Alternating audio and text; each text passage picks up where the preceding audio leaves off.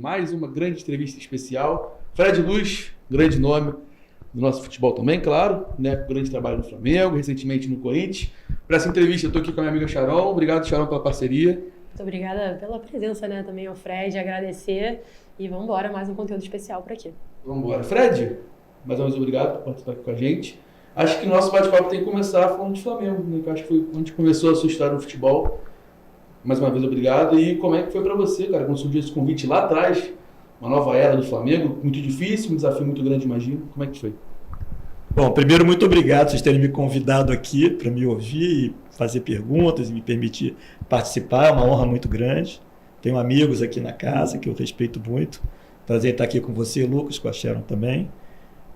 Cara, assim, eu já estava meio distante do futebol quando um amigo meu, na época, que hoje é o presidente do Flamengo, o BAP,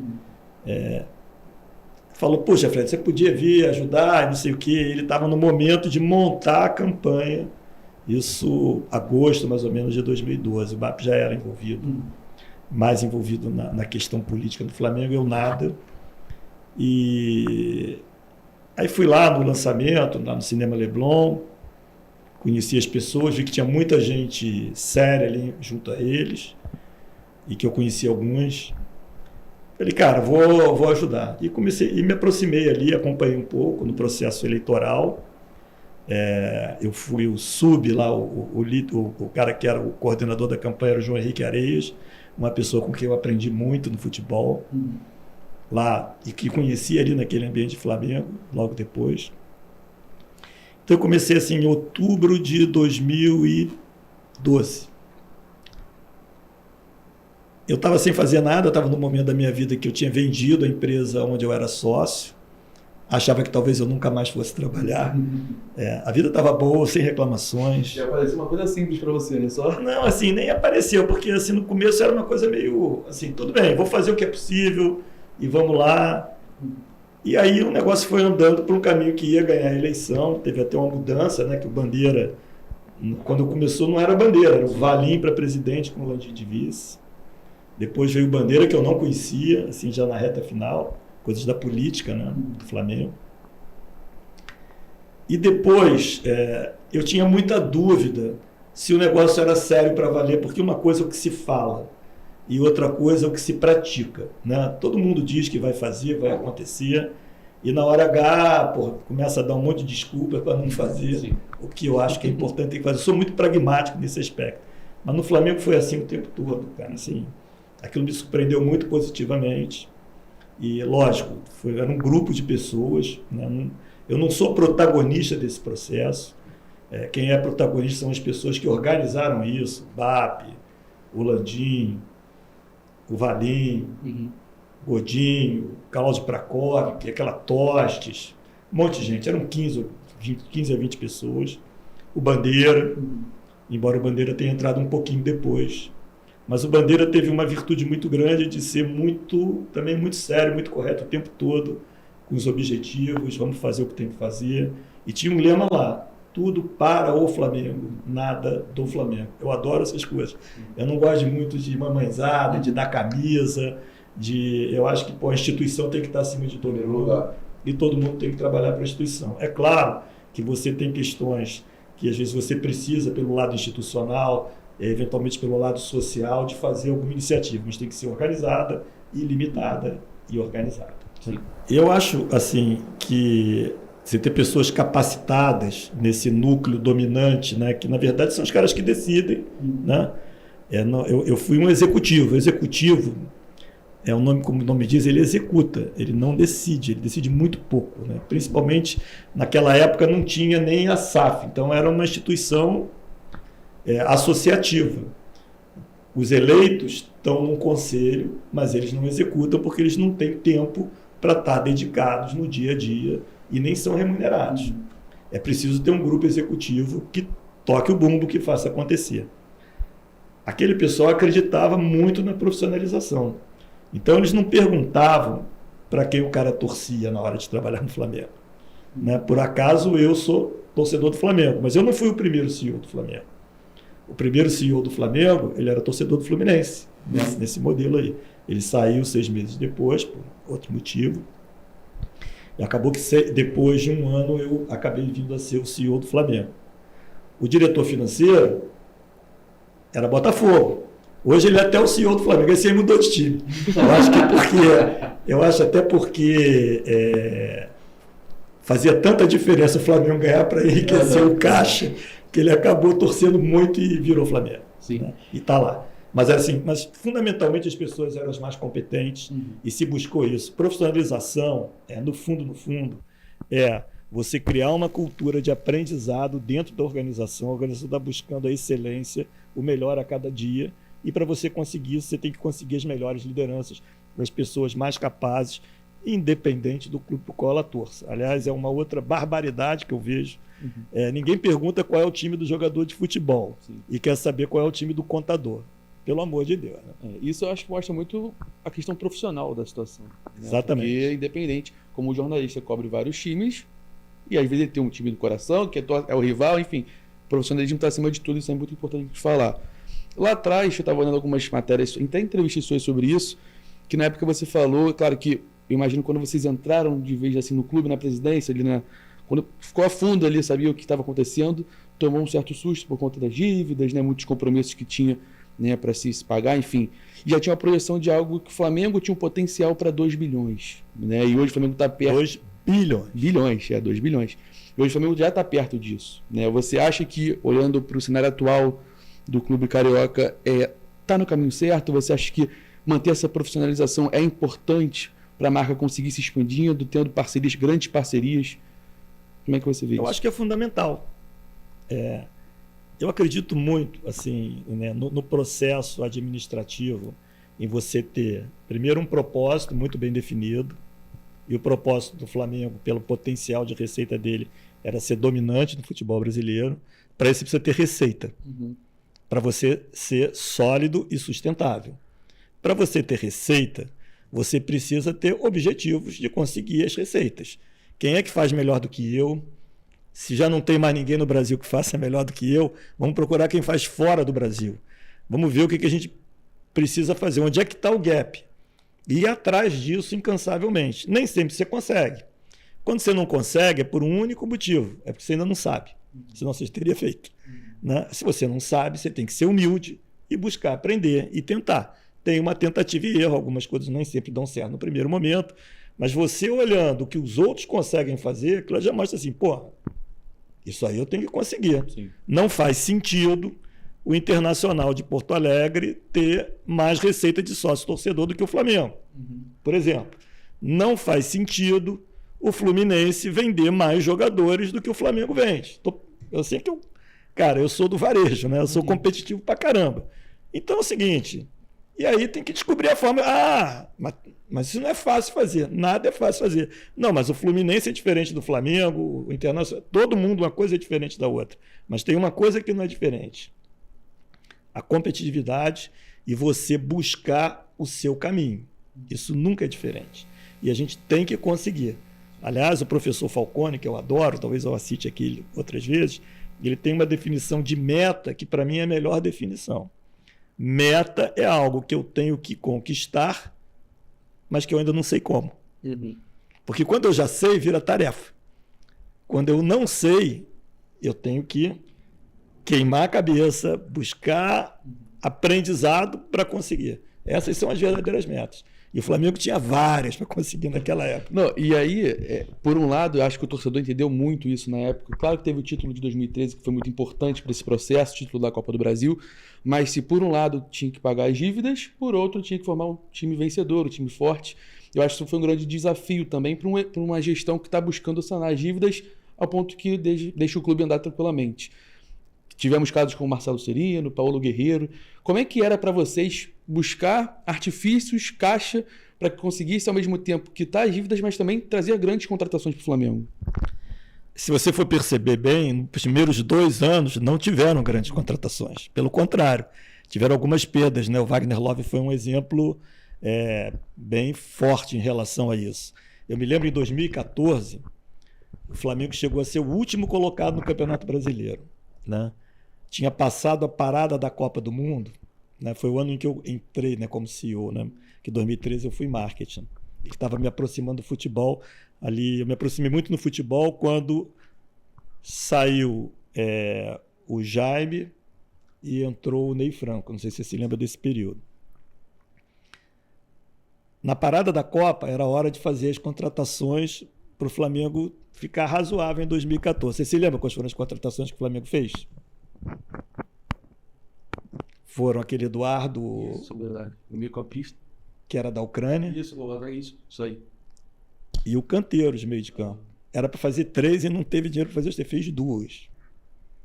E logo depois, o Flamengo continuou apanhando pra caramba. Chegou ao último colocado do campeonato. O Ney Franco saiu, veio o Vanderlei Luxemburgo. Primeiro jogo do Vanderlei Luxemburgo foi contra o Botafogo. O Flamengo perdeu, não ganhou. Até uma jogada que o Vanderlei, eu vi que ensaiou o treino todo. No treino não acertou, mas no jogo lá contra o Botafogo, certo. O Alexandre foi lá, fez uma cabeçada 1-0 Flamengo. Logo jogou com o Chapecoense, perdeu. Perdeu e foi a 20º colocado no Campeonato Brasileiro. E aí vem aquela pressão. Porra, tem que contratar. Tem que contratar. Sim, mas acabou. A gente acabou de contratar o que a gente ia contratar. Cara, assim, não tem dinheiro, não vai ter contratação. Assim, aquilo ali foi um momento muito crítico, até para mim, porque assim, cara, ou é para valer ou não é para valer. E nesse aspecto, todo mundo ali, né, liderados pelo Bandeira, foram muito firmes. Senão, não vai ter... Nós vamos fazer o que a gente combinou. Vai ser duro. Nós não vamos querer cair. A gente acha que tem time para não cair. Mas futebol não é ciência exata, correu o seu risco e não caiu. Mas foi pragmático em relação ao objetivo. Por quê? Porque tinha uma clareza muito grande do que se podia conseguir se a gente estivesse dando aqueles passos e conseguir primeiro a receita para depois gastar. Então, quando veio 2015, o Flamengo já estava maior, porque o ano de 2012, que foi o último ano da gestão da Patrícia, o Flamengo fez uma receita de 212 milhões. Em 2013, que foi o primeiro ano nosso, fez 260. Em 2014, 360. Em 2015, já 400 e pouco. É claro que você faz as projeções do que você vai arrecadar, a gente foi investindo, e na medida que você vai arrecadando, vai pagando a dívida, vai encaixando, puxa, vai sobrando mais dinheiro para o futebol. Mas para a gente era muito claro também que a gente não tinha o dinheiro livre para botar no futebol para garantir que seria campeão.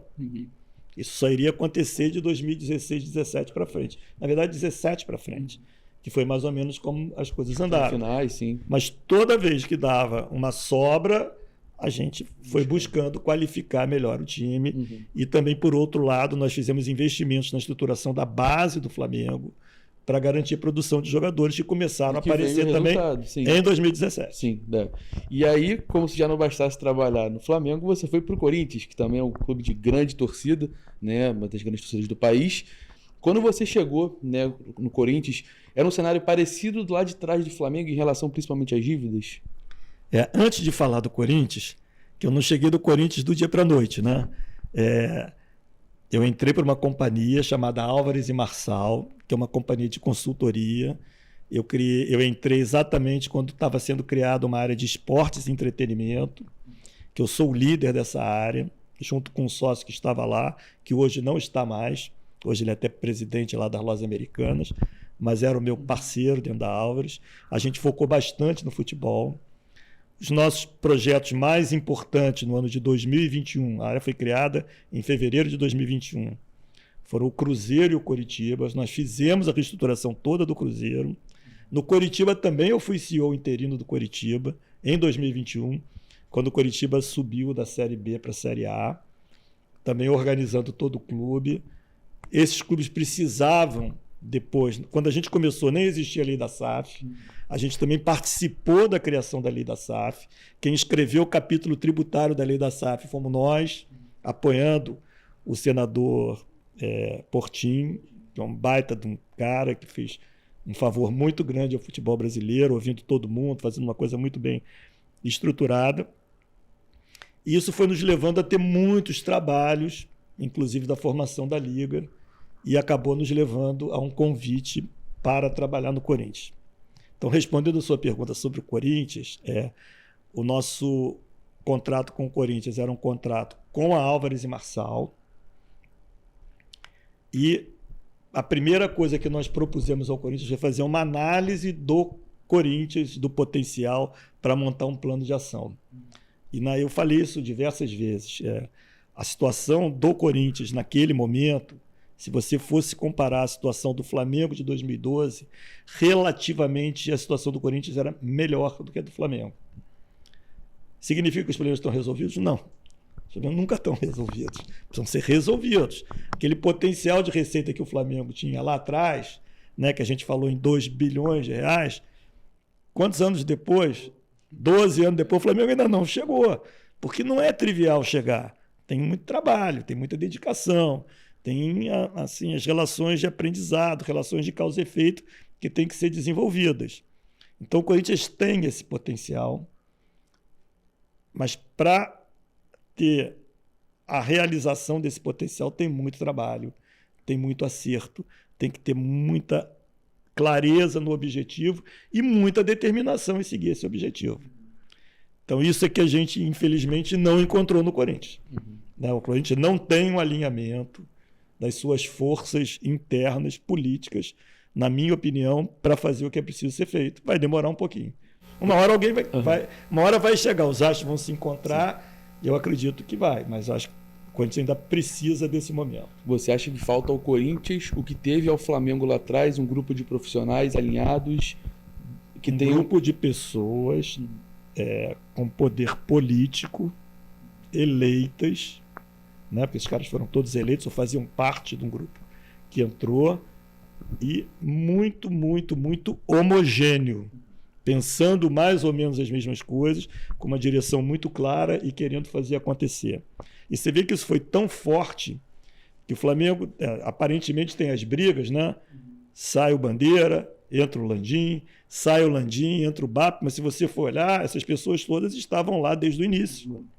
Então o Flamengo está com uma continuidade filosófica ao longo já de muitos e muitos anos. Isso explica um pouco o sucesso do Flamengo.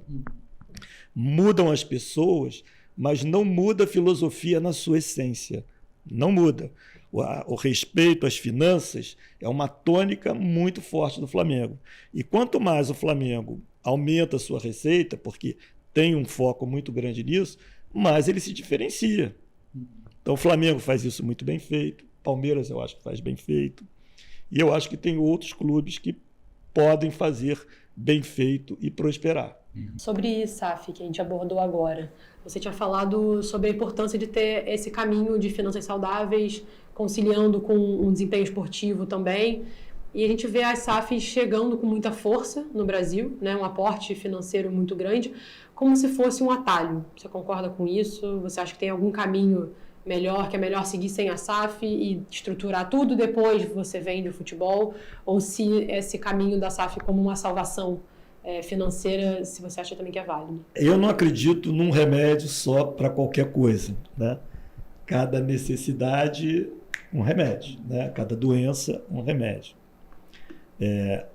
Mas a gente tem sempre que olhar os movimentos dos lugares onde você tem um certo desenvolvimento do futebol, né? E por incrível que pareça, a Inglaterra é um baita de um exemplo, lá todos os clubes são empresas, né? Na Espanha, o clube pode até não ser um modelo optativo, mas para não ser, os dirigentes dos clubes que não são têm que dar uma garantia pessoal em relação ao endividamento do clube.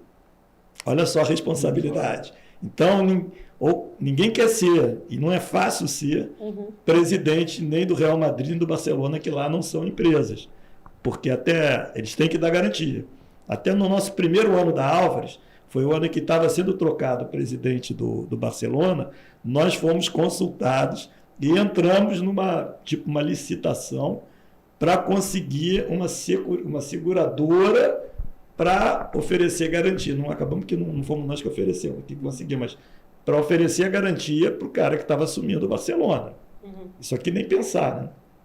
Então, Portugal é a mesma coisa. Então, a instituição do clube empresa já estava prevista na legislação brasileira. A lei da SAF, na minha opinião, trouxe avanços importantíssimos. E o principal deles foi essa garantia da profissionalização, garantir que é só para o futebol, né? E, por outro lado, também garantir uma maior homogeneidade tarifária.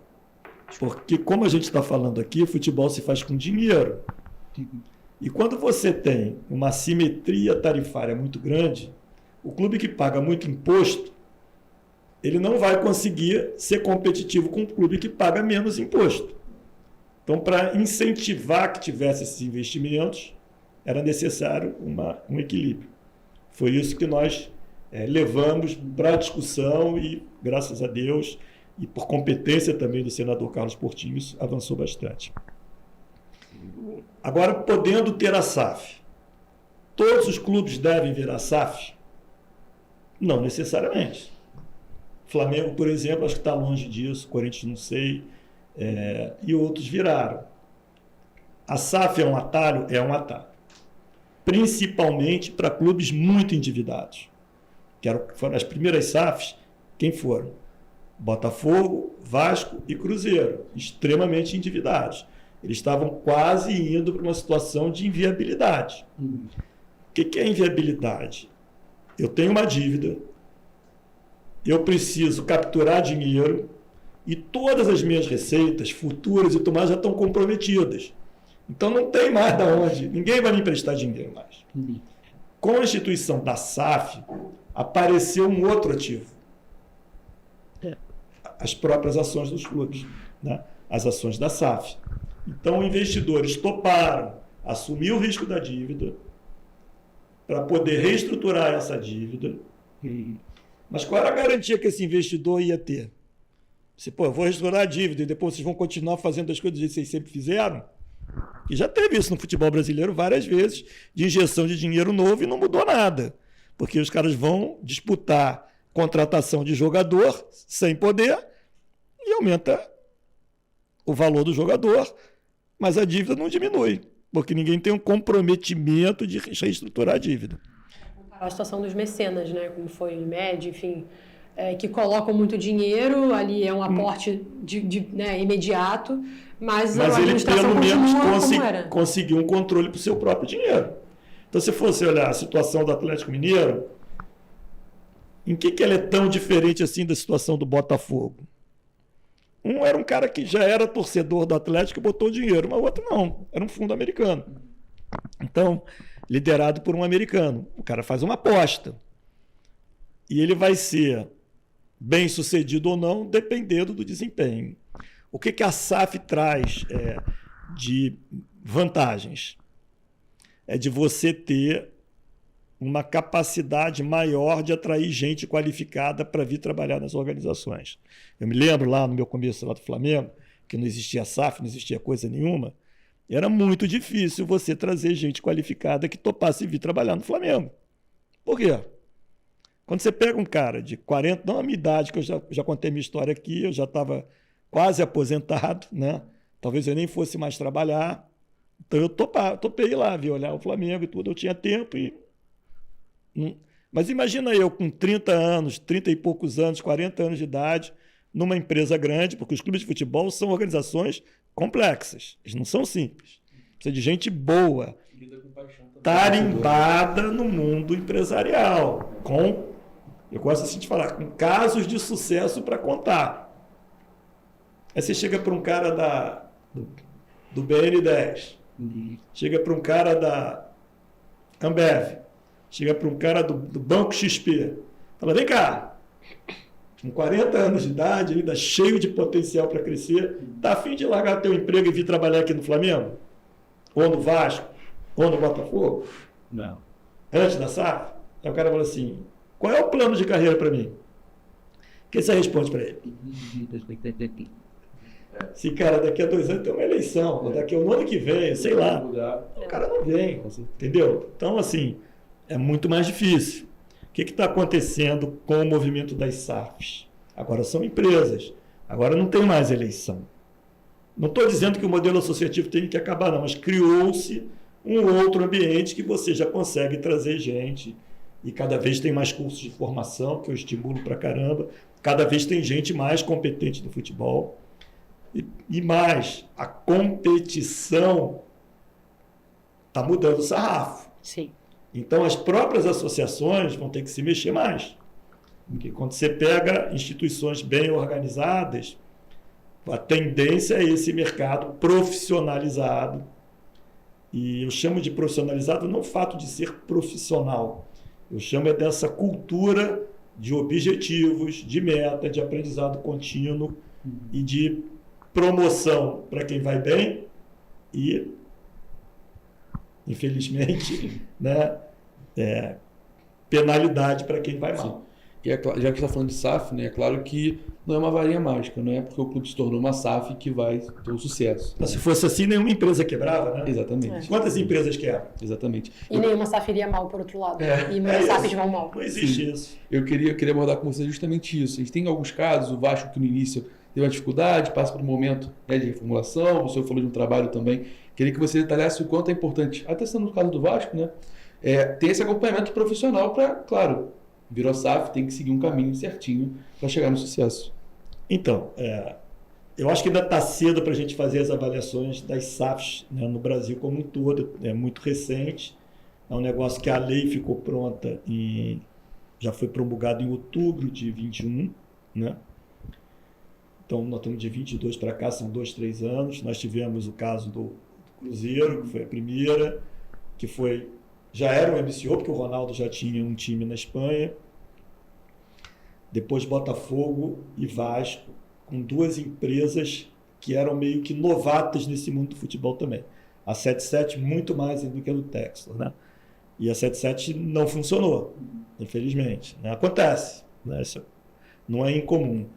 E no caso do Coritiba, que foi um outro que a gente apoiou, uma empresa já do mercado privado brasileiro, uma private equity, né, a Tricorp, que foi quem assumiu, que é bem interessante também o modelo.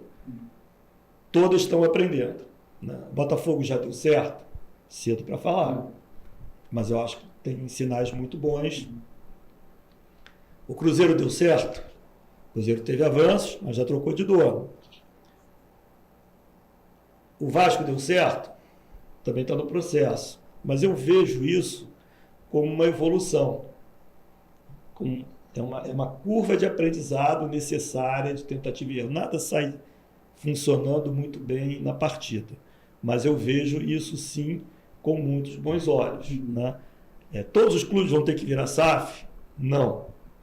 Mas eu acho que os clubes de médio porte, eles vão ter um incentivo muito grande para virarem SAF, principalmente para eles fazerem parte de um grupo econômico que ajude a trazê-los para mais perto dos clubes que têm muito mais potencial de receita no Brasil. Sim.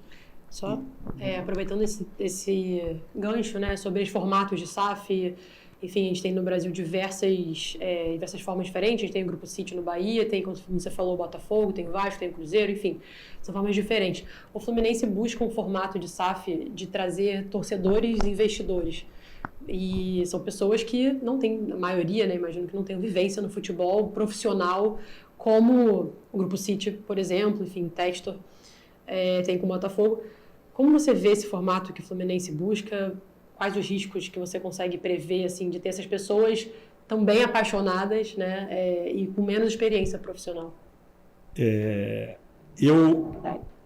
Eu tenho acompanhado bastante esses movimentos. O movimento do Fortaleza também não é um movimento tão diferente assim do Fluminense, né?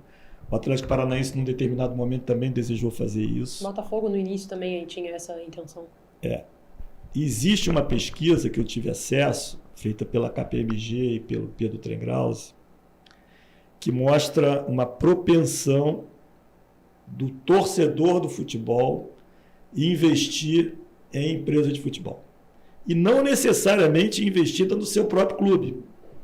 Nessa pesquisa mostra que tem até uma propensão de, eventualmente, um torcedor do Flamengo investir num outro clube também, né? Se tivesse uma oportunidade de comprar ações. É claro que isso precisa estar muito bem estruturado e acompanhado. E a vantagem da SAF É por ser uma sociedade anônima, na hora de se fazer uma pulverização de capital, isso vai entrar também nos controles da CVM, que já fez vários painéis, porque esse investidor ele precisa ser protegido. Mas se você quer saber, a maioria dos investidores da Petrobras, eles também não entendem muito de petróleo. Eles não entendem. A maioria dos investidores da Vale também não entendem muito de mineração. É comum no mercado de ações as pessoas confiarem nos advisors do mercado e, por outro lado, as instituições tipo CVM, tipo Banco Central e tudo mais, os órgãos institucionais, garantirem que aquilo ali tem uma certa aderência a princípios de governança que vão fazer funcionar bem. Então, por um lado, eu vejo com bons olhos esse movimento do Fluminense, do Fortaleza. É uma coisa que ainda está começando, depende muito da educação, mas acho que é possível, porque esses investidores eles seriam minoritários na organização, a maior parte da capital fica. Quando é que eu topo botar o meu dinheiro numa organização? É quando eu acredito na gestão. Então, o modelo do Fluminense, que está por trás, é uma confiança, se ele for bem sucedido, dos investidores, a maioria torcedores sim, na gestão, que vai operar bem o Fluminense. Né? Minha opinião, eu já falei isso em outras vezes, o Fluminense, com exceção de 2024, nessa gestão, o Fluminense tem uma relação de desempenho esportivo comparado ao investimento financeiro muito boa. Não estou dizendo que isso vai se perpetuar nem nada, mas isso é um fato. Então tem uma boa administração no Fluminense. Se é perfeito em tudo, aí tem que entrar lá nos detalhes de receita, de despesa, de relação dos parâmetros que permitem avaliar o desempenho de cada clube. Eu, como consultor dessa área, o que a gente faz quando a gente chega num clube? A gente compara o nosso clube com os clubes que a gente acha que são parecidos com ele. Então, quando a gente chegou lá no Coritiba, a gente pegou de cara para comparar com o Coritiba. O Atlético Paranaense estava ali do lado dele e tinha uma torcida parecida com a dele, mas que era muito maior, muito mais forte financeiramente do que o Coritiba. O Atlético Paranaense conseguiu isso, porque teve uma gestão excelente. Então, vamos olhar a receita, mas vamos olhar também Fortaleza, Ceará, Bahia. E aí nós vimos várias oportunidades de melhoria para o Coritiba e fomos lá atacar. É claro que o Fluminense tem várias oportunidades de melhoria, como o Fortaleza tem e tudo mais. Uma gestão eficaz é aquela gestão que consegue levar a instituição a esses resultados. E a gente está falando, parece que a gente está falando só da questão financeira e das receitas, mas isso envolve o futebol também. E como o futebol é a principal fonte e o principal interesse do torcedor, que é o resultado esportivo, tem que ter uma gestão também muito eficaz do futebol. E, para mim, a eficácia do futebol, apesar de não ser uma ciência exata, mas, para mim, eu meço futebol não só pelo resultado esportivo, mas quanto se gastou para chegar lá. Para mim, é o mais... Isso é que vai, para mim, disse um diretor de futebol é melhor do que o outro. O cara que consegue o resultado gastando menos, para mim, é muito melhor, eventualmente até do que conseguiu gastando muito. Sim. E aí, além de abordar outros tópicos no momento, queria saber, já que a gente está gravando no dia que houve a apresentação do Ancelotti na seleção, gostou da contratação do Ancelotti? Bom, Ancelotti é uma referência mundial, né? Ele tem um histórico de acomodar jogadores. Eu acho que é uma característica que eu acho que facilita para quem vai treinar a seleção, né? Eu tive a oportunidade de estar conversando com o pessoal do Real Madrid lá em 2017, quando a gente estava lá fazendo umas prospecções. Eu visitei o Real Madrid, o Barcelona e o Manchester United, visando colocar o Flamengo entre os 10 maiores do mundo, né? Que a gente achava que era o lugar do Flamengo naquela época. E uma coisa que eu ouvi do pessoal do Real Madrid, que cabe muito bem nesse ambiente de seleção, no Real Madrid nós queremos ter os melhores jogadores. O técnico vai depender da capacidade dele conseguir utilizar melhor esses atletas, né? Que é diferente do Barcelona, que já tem um modelo de jogo, né? O Real Madrid não é tão fundado. E eu acho que para olhar uma seleção é muito mais isso. Porque seleção não dá tempo de estar treinando toda hora, tem que ser um cara que acomode bem os jogadores e que tenha respeito dos jogadores também. Eu acho que nesse aspecto o Ancelotti é um baita de um potencial. Por outro lado, né, eu sou pragmático, tem que ver o resultado mesmo. Porque muita coisa que tem muito potencial dá em coisa nenhuma também. Né? Então vamos esperar, mas eu estou animado. E aí, abordando um pouco mais de CBF, antes de abordarmos de Liga também, você acha que esse momento para o futebol brasileiro, teremos o Mundial em poucas semanas, né? A CBF vive um momento de reestruturação, você acha que essa chegada do Ancelotti pode vir junto com um grande momento de instituição do CBF em si? Eu tenho sido crítico da forma como o futebol brasileiro tem se organizado. Assim como eu vi isso lá no período do Flamengo anterior a essa mudança que a gente falou aqui, que as oportunidades não eram aproveitadas, eu acho que o futebol brasileiro está muito aquém do seu potencial. Mas eu acho sempre que a gente tem que dar um voto de confiança para as mudanças, né? Então, é uma mudança, é um pessoal que está chegando, alguns já nem estão chegando, mas ainda não tiveram a oportunidade de liderar o processo. Eu vejo declarados alguns bons sinais, que eu espero que sejam conseguidos. Acho que tem um sinal muito bom na entrada, que foi não considerar tudo terra arrasada, até mesmo essa questão de se manter a contratação do Ancelotti, de manter o pessoal na área do futebol no primeiro momento, eu acho muito boa, porque eu sou contra você chegar e já sair tirando todo mundo, porque tem muito conhecimento acumulado nas pessoas, na organização. Quando você tira todo mundo, você está jogando conhecimento fora. E conhecimento as pessoas podem achar que não. É caro pra caramba para conseguir. E mesmo quando demora para aprender. Demora. Então eu vejo sinais muito positivos. Acho que a gente tem que torcer. Acho que essa questão também dos clubes não terem dado unanimidade, eu acho bom, porque, como o Nelson Rodrigues falava, toda unanimidade é burra, né? Coloca as pessoas também com uma necessidade de, além de falar, de entregar. Mas eu vejo o movimento como um movimento positivo nesse momento, no futebol brasileiro. E além de SAF que nós estamos anteriormente, que ainda é um assunto atual, né? Apesar de lá atrás, né, começar com o Cruzeiro, como você falou, Botafogo, Vasco, tem um assunto no momento também, são as ligas, né? A principal liga tem 2 grupos hoje que se dividem. Você, inclusive, conhece bem esse tema, né, porque está dentro dele. Como é que você vê a importância dessa união, né, desse novo momento do futebol brasileiro, claro, das ligas em si, né? Na minha opinião, das grandes razões do futebol brasileiro não ter evoluído tanto comparado a outros centros que se desenvolveram muito mais foi a falta de visão dos clubes do seu próprio valor e do próprio valor dos campeonatos dos quais eles participam, né? Cada clube em si tem muito valor, mas eles tem que haver uma compreensão de que o campeonato tem muito mais valor do que um clube isoladamente.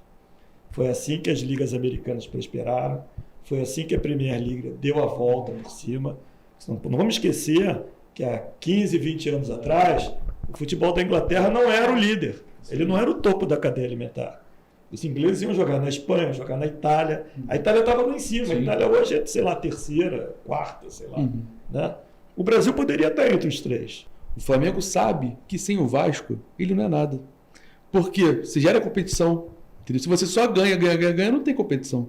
Então acho que chegou no momento do futebol brasileiro, e a Liga é o principal ponto, que é essa união dos clubes entenderem que juntos o produto é muito mais forte. Né? A minha visão nesse aspecto, assim, enfatizando o que você está falando, foi exatamente essa. Eu acompanhei todo o processo do que hoje virou Liga Forte União e acompanhei também muito o movimento da Libre, embora eu não tivesse participado. Então, eu não tenho informação sobre as entranhas, né, do que aconteceu lá. Mas o que houve do lado da Liga Forte União, primeiro eram 10 clubes, houve um processo, eu diria assim, educacional muito grande, liderado pelos próprios clubes, deles procurarem se conhecer melhor, deles procurarem se entender melhor. Isso foi aproximando muito eles em prol do entendimento comum, né? Depois teve a adesão, né, Atlético Mineiro, Internacional de Porto Alegre, Fluminense, aos que já estavam ali originalmente, no total de 26 clubes. Depois o Atlético Mineiro saiu, mas vieram uma parte dos clubes que tinham virado SAF, por isso virou Forte União, um debate constante dos clubes, buscando entendimento comum, com paciência e com respeito. É claro que quando a gente entra numa discussão, não dá para querer que só a minha vontade prevaleça. E você tem assimetrias. E a gente tem que olhar muitas vezes uma situação ideal, mas tem que também olhar para o que acontece hoje. E dizer, peraí, vamos construir um caminho. E eu vejo assim de uma forma muito positiva, tanto do lado da Liga Forte União como da Libra, esse processo dos clubes, que acabou culminando agora nessa eleição da CBF, dos clubes, pela primeira vez, eles terem um posicionamento. Sim. Vão para lá, vão para cá. Eu não estou discutindo sobre certo e errado. Eu estou discutindo sobre a necessidade dos clubes se valorizarem e valorizarem o fato de eles estarem juntos. Nesse aspecto, tanto a Libra como a Liga Forte União foram muito importantes. Estão sendo ainda. E eu sou sempre um otimista, né? Eu vejo com otimismo a união.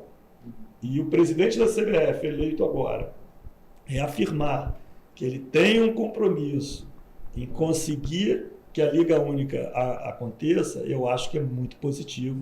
É bom para o futebol brasileiro, é bom para os clubes e eu acho que será ótimo para a CBF. Sim. E aí já estamos chegando já na nossa reta final aqui do nosso bate-papo, mais uma vez agradecendo ao Fred pela participação. E como último tema eu queria abordar o Mundial de Clubes. Né? O Lança vai estar lá presente nos Estados Unidos cobrindo a competição, né? Uma grande competição que oportuniza clubes brasileiros, enfim, de todos os continentes estarem juntos, né? E nesse assunto de Liga, SAF, você acha que o Mundial de Clubes, essa competição em si, é uma grande oportunidade para esses clubes que vão participar aprofundar a sua marca no mercado do exterior? Como saber aproveitar tanto essa oportunidade do Mundial? O futebol brasileiro, né, ele, por diversas razões, ele perdeu muita importância no mundo por conta dele não ter um campeonato comercializado no mundo todo. O Campeonato Brasileiro não é visto no mundo todo. Você tem muita dificuldade de colocação do produto, ficou para trás, enquanto outras entidades como a Inglaterra, a Espanha, a Alemanha, promoveram muito o campeonato deles para o mundo. A gente vê aqui, o nosso não é visto. Por conta disso, os clubes também não têm relevância fora do Brasil. Eles são pouco conhecidos. A gente daqui acha que a gente é conhecido pra caramba, mas quando você vai para o mercado americano, não é muito. Nem mesmo o Flamengo, né?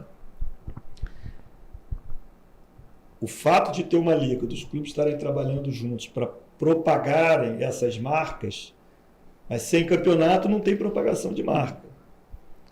E aí, Lucas, entra o que você falou, eu acho que esse campeonato mundial, com 4 clubes brasileiros, não é isso? Ele vai propagar 4 clubes brasileiros. E pode sim ser usado como uma ferramenta muito importante para difundir o campeonato brasileiro. Só que tem que, por outro lado, os clubes estarem organizados no Campeonato Brasileiro para vender esse produto, o produto do Campeonato Brasileiro. Não vamos nos iludir. Não vai dar para vender, né? Os 4 que vão participar lá são Flamengo, Botafogo, Fluminense e Palmeiras, não é isso? Não dá para vender só esses 4. Tem que ser o campeonato inteiro junto, onde esses 4 estão. Mas esses 4 agora, que estão lá, é uma oportunidade ímpar para a gente vender o futebol brasileiro. E vamos torcer para que eles tenham um bom desempenho no campeonato mundial de clubes. Engraçado que eu até estava comentando com a Sharon isso, estou vendo os torcedores em geral torcendo para que os clubes brasileiros consigam avançar, né? Assim, não só torcendo para o clube dele, mas que o futebol brasileiro consiga, sim, nessa competição, ter a oportunidade de mostrar o valor do nosso futebol, né? Para finalizar, queria agradecer a Sharon pela oportunidade de estar aqui comigo também. Já que você falou do seu olhar otimista de ver as coisas, como é que você vê os próximos anos do futebol brasileiro? Eu acho que vai evoluir muito. Eu acho que a Liga vai acontecer. Eu acho que as receitas dos clubes vão crescer. Mas junto com o crescimento das receitas dos clubes é preciso que tenha o fair play financeiro. E fair play financeiro não é só uma questão de impedir o clube de fazer A ou B, é de garantir que o conjunto de clubes esteja evoluindo numa direção que diz respeito não só a pagar as contas, não só a ter a responsabilidade fiscal, né, e financeira, mas também melhorar o gramado, melhorar o campo, combater a indisciplina, combater as brigas. Eu vi o Tebas falando no episódio, falou assim, olha, quando 2 jogadores brigam, não é aquele jogador, não é aquele clube que estão sendo deteriorados. É o campeonato. E o grande produto é o campeonato. Ninguém liga a televisão para ver briga de jogador em campo. Ou se alguém liga, é minoria, que não justifica, né, a questão. Então, eu acredito que os clubes estando juntos e criando os instrumentos, eles, combinados, eles mesmos vão aprender a se autopoliciar, né? E é uma coisa interessante também sobre a Espanha, que pouca gente fala, e que eu aprendi por conta de estar envolvido nesse processo todo. Primeiro vieram os clubes empresa na Espanha. Resolveu o problema dos clubes? Não. Os problemas dos clubes só vieram a ser resolvidos quando foi criada a Liga. Porque a Liga impôs regras que em 8 anos, as dívidas dos clubes com os impostos e as dívidas dos clubes com atletas e ex-atletas foi a praticamente zero. Não é interessante? Demais. Parece utópico, né? É. Bom, vamos olhar com esse olhar de otimista para os próximos anos. Fred, muito obrigado. Obrigado a vocês. Sharon, obrigado. Eu agradeço, Baia. Parabenizar também pela condução da entrevista. Agradecer também ao Fred pela presença. Obrigado, Sharon. Valeu, gente. Acompanhe nossas redes sociais, nosso site e, claro, também o nosso canal no YouTube. Até a próxima.